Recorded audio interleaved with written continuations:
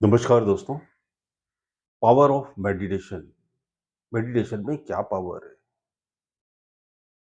सच पूछो तो सिर्फ मेडिटेशन में ही पावर है।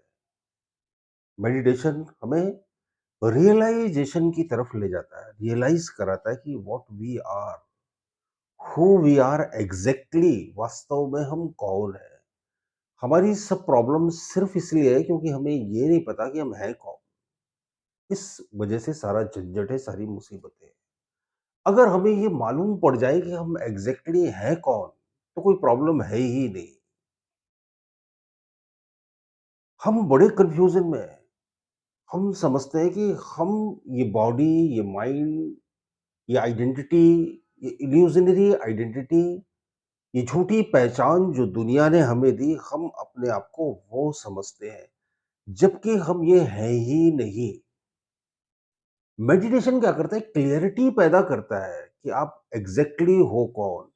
जब हमें ये एहसास हो जाता है कि हम एग्ज़ैक्टली कौन हैं, तो प्रॉब्लम डिसॉल्व ही हो जाती है, खत्म ही हो जाती है।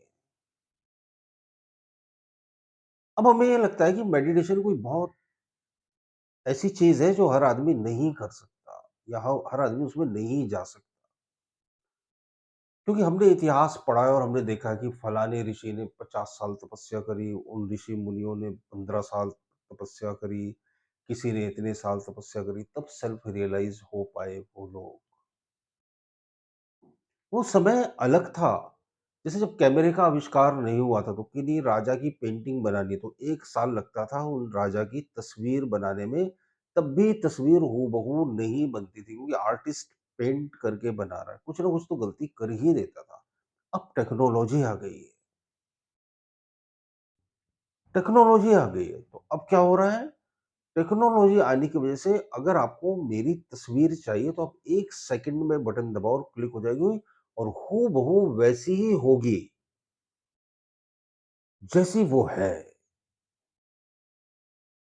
बल्कि आप इसे और खूबसूरत बना सकते हो और एडिटिंग कर सकते हो और रियल पिक खींचने में तो आपको 1 सेकंड से भी कम समय लगेगा।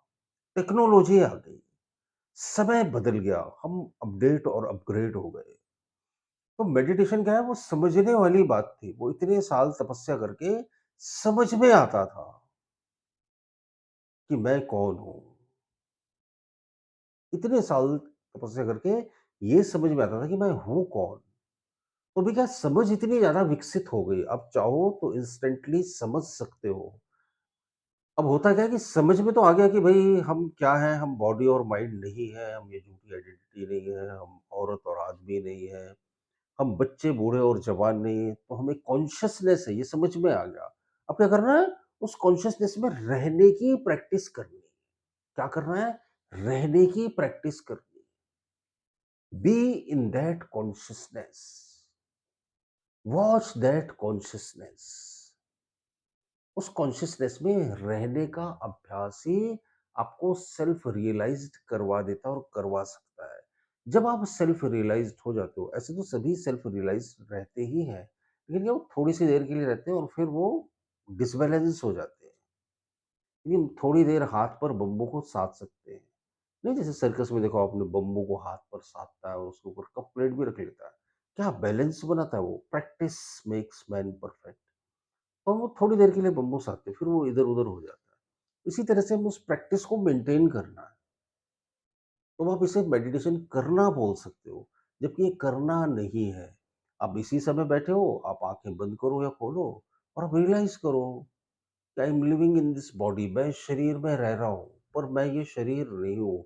ये विचार मेरे अंदर-बाहर जा रहे हैं, पर मैं विचार नहीं हूँ। बस रियलाइज़ करते रहो, एक्सपीरियंस करते रहो, यही मेडिटेशन है। मेडिटेशन की पावर फिर कितनी बड़ी है कि आपकी आत्मशक्ति जागृत होने लगती है, आपकी बीमारियां गायब होने लगती हैं, आपकी मुश्किलें हल होने लगती हैं। तो जब हमें ये पता चलता है कि हम ये है ही नहीं, तो मुश्किलें अपने आप ही खत्म हो जाएंगी ना।